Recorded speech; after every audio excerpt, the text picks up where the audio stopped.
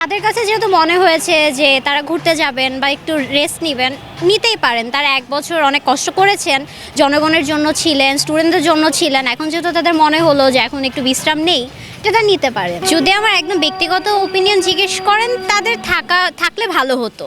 কারণ যেহেতু এত বড় একটা দিন এটা আমাদের জন্য, তারা থাকলে হয়তো অনেকে আরও খুশি হতেন। মানুষ এখন যেমন তাদের অনেকে ক্রিটিসাইজ করতে পারেন, তাদের ওই সুযোগটা তারাই দিয়েছেন ক্রিটিসাইজ করার। তারা যদি থাকতেন তাহলে অনেকে তাদের ক্রিটিসাইজ করার সুযোগটা পেত না। আমরা যেমন সব কিছু রক্ষার্থে জীবন দিতে পারি, তেমন ভুল দেখলে সেটাও আবার সরিয়ে দিতে পারি।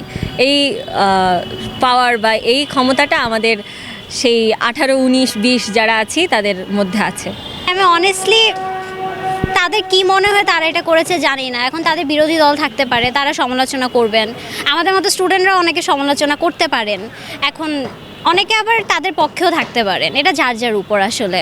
জি, এটা অবশ্যই সমালোচনা করার মতো কাজ। যেহেতু কালকে তারা ছিলেন না, জুলাই ঘোষণাপত্র পাঠ হয়েছে, এত বড় বড় অনুষ্ঠান হয়েছে, তাদের থাকা অবশ্যই জরুরি ছিল, যেহেতু তারা আন্দোলনে অনেক বড় একটা ভূমিকা পালন করেছে। এখন এটা যারা অনেক ইমোশনালি অ্যাটাচ আন্দোলনটার সাথে, যাদের সেন্টিমেন্ট অনেক কাজ করতেছে, তাদের কাছে জিনিসটা খারাপ লাগবে যদি শুনে যে তারা যাদের আইডল মেনেছে বা যাদের সমন্বয়ক মেনে তাদের কথা শুনেছে, তারাই যেহেতু 5 আগস্ট এত বড় একটা দিনে ঘুরতে গিয়েছে, অবশ্যই তাদের ইমোশনালি খারাপ লাগবে। তাদের উপর একটু ক্ষোভও হতে পারে যে কেন তারা ঘুরতে গেল, কেন এখানে থাকলো না। এটা হতেই পারে, সমালোচনা হবে এটা নিয়ে।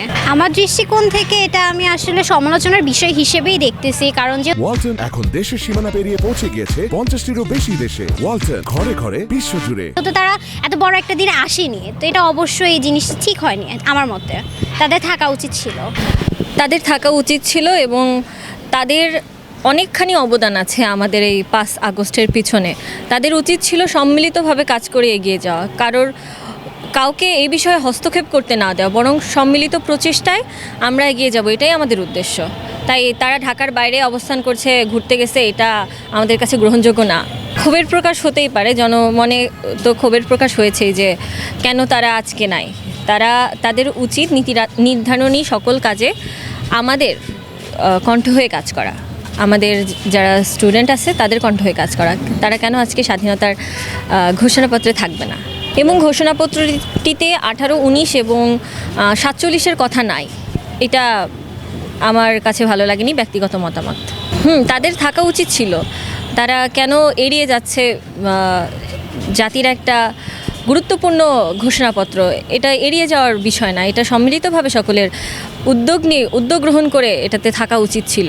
এটা জাতির কাছে গ্রহণযোগ্য না। আবেগ নিয়ে জাতি চলে না কখনোই। আমরা যেমন সব কিছু রক্ষার্থে জীবন দিতে পারি, তেমন ভুল দেখলে সেটাও আবার সরিয়ে দিতে পারি। এই পাওয়ার বা এই ক্ষমতাটা আমাদের সেই 18, 19, 20 যারা আছি তাদের মধ্যে আছে। সামনে নির্বাচন আছে, তারপর আরও ভাবে মত প্রকাশের স্বাধীনতা তো আমরা পেয়েছি, সেই জন্য প্রভাব তো পড়বেই। আগে যেমন 5 আগস্টের আগে আমরা কথাই বলতে পারতাম না, আজকে তো রাষ্ট্রের বিপক্ষে দাঁড়িয়েও সংবাদপত্রের সামনে, নিউজ পেপারের সামনে কথা বলতে পারছি। এইটুকু সাহস তো অর্জন করতে পেরেছি 5 আগস্ট থেকেই। সো এর প্রভাব ইনশাআল্লাহ পড়বে সামনে, এটাই আমরা ভাবি।